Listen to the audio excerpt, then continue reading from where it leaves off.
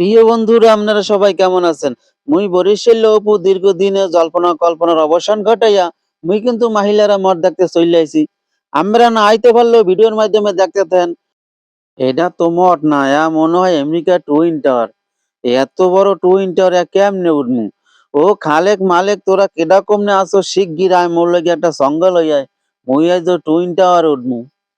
এ বেটা, এর ভিতরে মূর্তিও আছে, ভালোই তো। ভিতরে না ঢুকলে তো দেখতে পারতাম না, তোরা আগে কবি না। ওরে বেডা, কত বড় মঠ! এত বড় মঠ কেমনে বানাইছে? এ মোর জীবনও দেই নাই এত বড় মঠ। কি করিয়া বানাইছে? মুই তো নিচ থেকে উপরে তাকাইলে মোর চোখের পাওয়ারও ধরে নাই। এ বেটা, এই টুইন টাওয়ার? ও না না না, এই ঐতিহাসিক মঠ তৈরি করছে কে ডায়? এর নাম কইতে পারো? এবারে কস কি? তাই পারি না। মুই কই, তোরা হন। আরে বেডা, এটা হচ্ছে মহিলারা মঠ। আর এটা মহিলারা মঠ নামেই পরিচিত। নবাব আলিমউদ্দিন খানে 1740-1756 সনের শাসনমলের সরকার রূপরাম দাশগুপ্ত নামের ওই ব্যক্তি নির্মাণ করেছে এই মঠটি। এখন মুরব্বী কি বলে শোনেন। মাঘ মাসে কিন্তু নয়, এরপর তার সাথে দুর্গাপূজা, আশ্বিন মাসে এসে কালী পূজা, ওই রথযাত্রা, এরও অনেক অনুষ্ঠান হয়। মানে এটাকে কেন্দ্র করে এটা এগুলো কেন্দ্র করে এইসব হয়। পূজা আচরণ হয়। হ্যাঁ। তো আপনারা যারা স্থানীয় মানুষ আছেন তারা তো এটা উপভোগ করে। আচ্ছা, তো আপনাদের এই যে মন্দির গুলো তো মানে ভাগ ভাগ করা থাকে অনেক সময় দেখি। তো এইটা কি কোন ক্যাটাগরিতে পড়ে? মানে কোন আহ, কোন দেখা দেখা যায় যে কালী মন্দির থাকে বা দুর্গা মন্দির থাকে এরকম?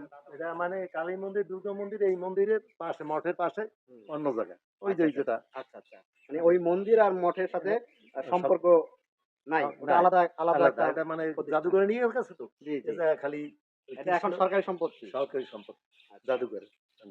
তো ধন্যবাদ কাকা, আপনার মূল্যবান সময় আমাদের দেওয়ার জন্য। আমরা কাকা থেকে অনেক পুরনো এবং সঠিক অথেন্টিক ইনফরমেশন পেলাম। আপনারা যারা এই মঠটি দেখতে চান তারা এই গৌর নদীর মহিলারা এসে এখানে চলে আসবেন। এই জায়গাটার নাম মহিলা, মহিলারা তো পুরোটা ইউনিয়ন, কিন্তু স্পেসিফিক ভাবে কি বললে এই জায়গা চিনবে? এটা মহিলারা মঠ কইলে পরিচিত।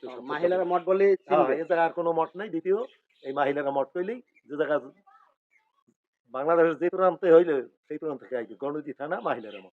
আচ্ছা ঠিক আছে, ধন্যবাদ। জেলা পরিষদ। এই মহিলারা মঠ এর উচ্চতা হবে প্রায় 27.40 মিটার। এই মহিলারা মঠের ভিতরে একটি কক্ষ এবং পশ্চিম দেওয়ালে একটি ঘিরাণযুক্ত প্রবেশপথ সহ অলঙ্কার রয়েছে। পুরাতত্ত্ব বিবেচনায় মঠটি এলাকা হিসেবে চিহ্নিত করা যেতে পারে। মহিলার মঠটি অধিদপ্তর অথবা কর্তৃপক্ষ ঐতিহাসিক মঠ হিসেবে স্বীকৃতি পেয়েছে। এই মঠের পাশে যে মন্দির আছে, আমরা যদি একটু খেয়াল করি, আর ভিতরে মূর্তি আছে, পাশে আপনার কালী মন্দির আছে। তবে বন্ধুরা, গৌরনদী মহিলারা মঠ থেকে বিদায় নিচ্ছি। তা আজকের ভিডিওটা দেশ অথবা দেশের বাহিরে ফেসবুক পেজ কিংবা ইউটিউব থেকে যারা দেখতে আছেন, সবাই ভিডিওটা শেয়ার করে অন্যকে দেখার সুযোগ করে দেবেন।